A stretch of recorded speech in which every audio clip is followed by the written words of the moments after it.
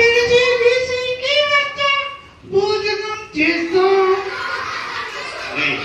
నువ్వు అన్ని తప్పు చేస్తున్నావా? సిబిసికి వచ్చే చాక్లెట్ తిన్నానుగా భోజనానిగా.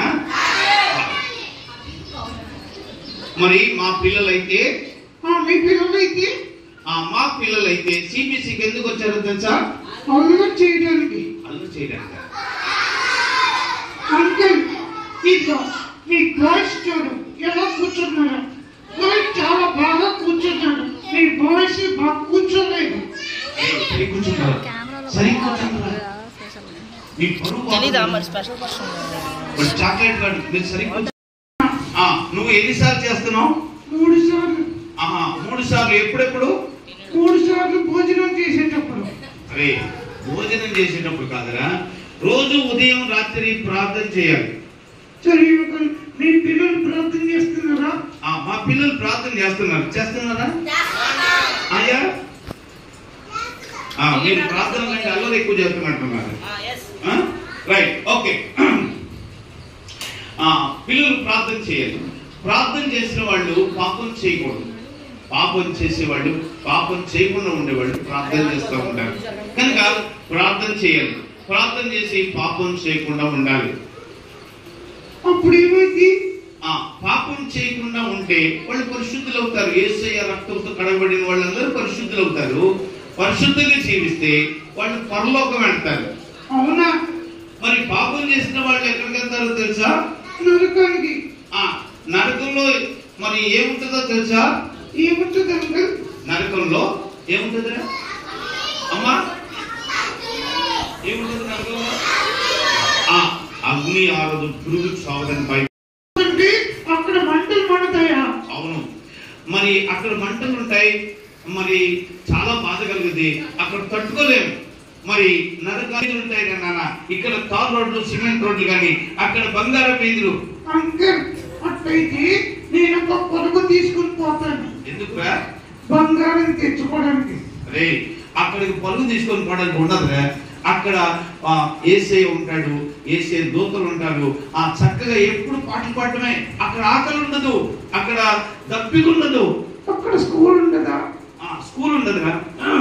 అక్కడ హోంవర్క్ ఉండదు. చాలా సంతోషం. అక్కడ యేసయ్య ఉంటాడు, ఇంకా ఆకలి ఉండదు. అక్కడ ఏం పని ఉండదు, యేసయ్యను స్తుతించడమే. అవునా అంకుల్? అట్లయితే నేను పరలోకం పోతాను అంకుల్. పరలోకం పోవాలంటే పాపాన్ని విడిచిపెట్టి యేసయ్యను హృదయంలో చేర్చుకోవాలి. వాక్య ప్రకారం జీవించాలి. పాపం అంటే ఏంటి? పాపం అంటే దేవుడు చెప్పింది చేయకపోవడమే పాపం. పాపం చేసిన వాళ్ళందరూ ఏమవుతారో తెలుసా? ఏమవుతారు? పాపము చేసిన వాళ్ళకి శిక్ష వస్తది. అంటే పాపం చేసిన వాళ్ళకి ఈరోజు పిల్లలు అల్లరి చేస్తున్నారు, నేను వెళ్ళిపోతాను అంటారు. వెళ్ళొద్దు సరి కూర్చోండి రా, వాడు వెళ్ళిపోతాడు. రైట్, చాక్లెట్ నీవు పగబెట్టుకొని చంపావు. కానీ దావీదు దేవుని శక్తితో, ప్రార్థనతో గొలియాతును జయించాడు. ఎందుకంటే దావీదు గొలియాతును చంపడం అసాధ్యం మామూలుగా ఆలోచిస్తే. కానీ దేవుని శక్తితో దావీదు జయించాడు.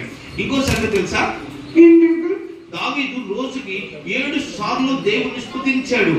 దావీదు దేవునికి ప్రార్థన చేసేవాడు. అవునా? మరి నువ్వు ప్రార్థన చేస్తున్నావా? అప్పుడప్పుడు. అరే అప్పుడప్పుడు కాదురా, రోజు ప్రార్థన చేయాలి. ఏం చేయాలి? రోజు ప్రార్థన చేయాలి. ఏం చేయాలి?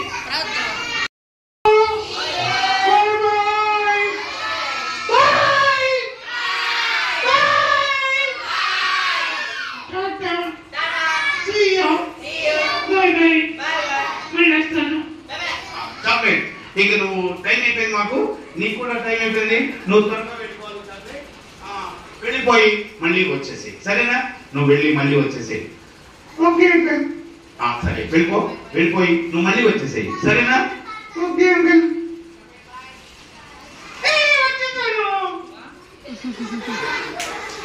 వెళ్ళిపోయి మళ్ళీ వచ్చేసేయి. అరే అట్లా కాదురా, నువ్వు వెళ్ళి మళ్ళీ ఇవ్వడం రా, సరేనా? Okay uncle. అరే నీకు దండం పెడతాను, టైం అయిపోయింది, ఇంకా నువ్వు మళ్ళీ రావద్దు. నువ్వు మళ్ళీ రావాలంటే ఫోన్ చేస్తాం, అప్పుడు వచ్చాయి. సరే అంకుల్. బాయ్ పిల్లలు. Tata. See you. Bye bye. Bye. Bye. ఇంకా త్వరగా వెళ్ళిపోవాలి. Okay uncle.